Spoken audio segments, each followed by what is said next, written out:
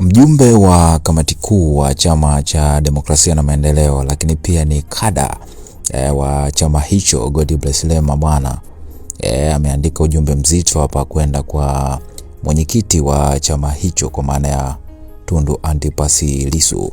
Sasa ameweka hii hapa picha kupitia ukurasa wake wa Instagram ambapo inamuonesha Lema akiwa na Tundu Lissu hapa.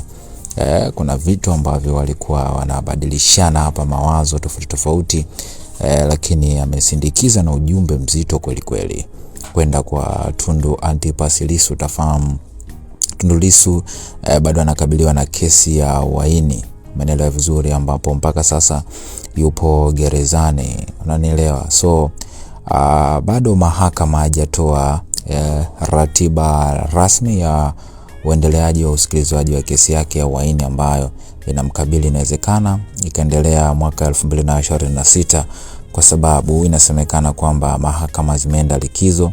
Kwa hiyo usikilizwaji wa kesi itakuwa umesimamishwa mpaka hapo 2026, lakini bado hawajatoa ratiba kamili ya kusikiliza kesi ya Tundu Lissu. Sasa Lema ameandika hapa: hata pale ambapo watawala wanataka tukate tamaa, ujasiri wako unatufundisha kusimama.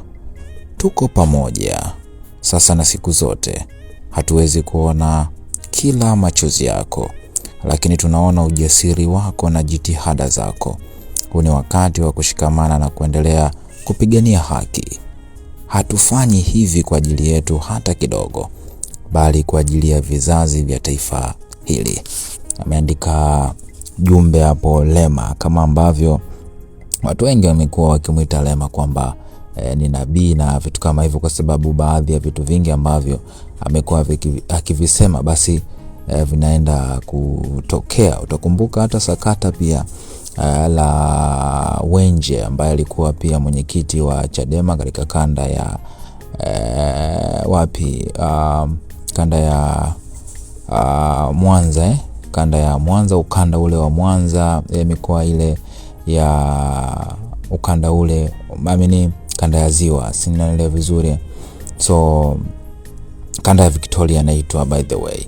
Kwa hiyo alitabiri kwamba yeye angekuwa na maamuzi ya kumfuta chama Wenje basi angefanya hivyo, lakini hata siku ambayo Wenje aliama kwenda katika Chama cha Mapinduzi, watu wengi walichukua utabiri wa Lema kwamba alikuwa mbele ya muda. Kwa hiyo ndo ameandika hivyo ujumbe wa Tundu Lissu kwamba hata pale ambapo watawala wanataka wao wakate tamaa, anasema kwamba ujasiri wa Tundu Lissu unamfundisha kusimama na kumwambia kwamba tuko pamoja sasa hivi na siku zote, kwamba yeye na wenzake hawawezi kuona kila machozi ya Tundu Lissu, lakini wanaona ujasiri wake na jitihada zake.